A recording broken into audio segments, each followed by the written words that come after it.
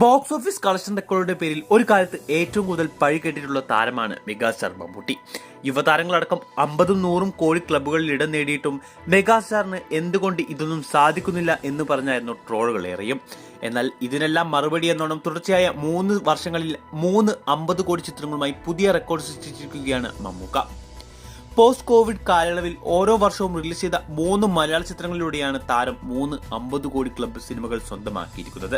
2022 ഭീഷ്മപർവവും 2023 കണ്ണൂർ സ്ക്വാഡും ഈ വർഷവും ഭ്രമയുഗമാണ് വേൾഡ് വൈഡ് ബോക്സ് ഓഫീസിൽ നിന്നും തുടർച്ചയായി 50 കോടിയിലധികം രൂപ കളക്ഷൻ നേടിയ 3 മമ്മൂട്ടി ചിത്രങ്ങൾ.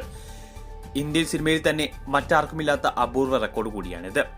അങ്ങനെ 50 കോടി ക്ലബ്ബ് ചിത്രങ്ങളിലെന്ന് പറഞ്ഞ് വിമർശിച്ചവരുടെ വായ അടപ്പിച്ചിരിക്കുകയാണ് മെഗാസ്റ്റാർ.